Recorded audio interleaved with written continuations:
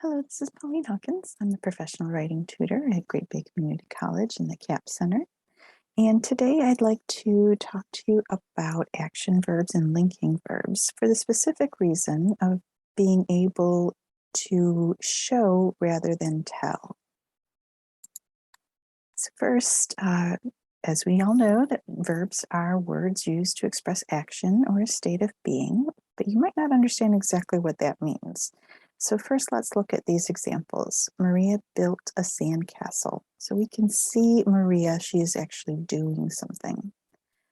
Whereas Maria feels happy, that is just saying that Maria is happy. We don't know how we know she's happy. We're just telling somebody that they're happy. So in action verbs, we can have a physical action, and we can also have a mental action, like Maria waved to Debbie, or Maria knows Debbie.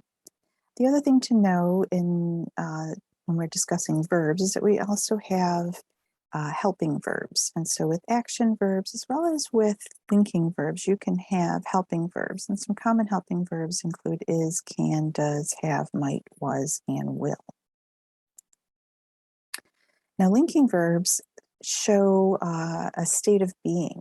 And so we want to be able to understand the difference when you're linking an idea, like a subject to a word or a group that renames or describes the subject, then you can see that it is linking rather than showing action. So for example, the speaker is Sharon. Speaker equals Sharon.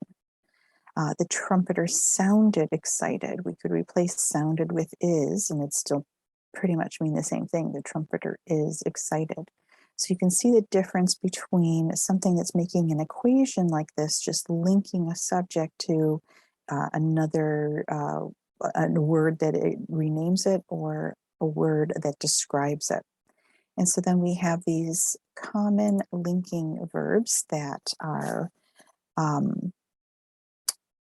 here's the main ones right here, and then some of their helping verbs that go along with it. And then some of these other frequently used linking verbs that sometimes people don't know are linking verbs, like appear, become, feel, grow, look, remain, seem, smell, sound, stay, taste, turn. So in order to be able to improve your showing versus your telling, you have to know when something is acting like a linking verb and when something is acting like an action verb. And the best way to probably show that is that by using one word that can be a linking verb or an action verb. So you have to pick it out, right? So Yoko stayed warm near the fire. You can see that this is just linking Yoko to warm. We can replace stayed with is. Yoko is warm near the fire. But if you look at the action verb, you can see that this is actually now something she's doing. Yoko stayed near the fire. So stayed expresses Yoko's action. So the questions you can ask yourself, can you see the action? Is the verb just forming an equation? Can you replace the verb with the word is? If you can, then that's a linking verb, right? And if it still means the same thing, then for sure it is a linking verb. So once you can identify what's linking and what's action, then you can start to replace the linking verbs. So for example, Maria feels happy is just telling us something, but Maria smiles contentedly is showing us what she is doing.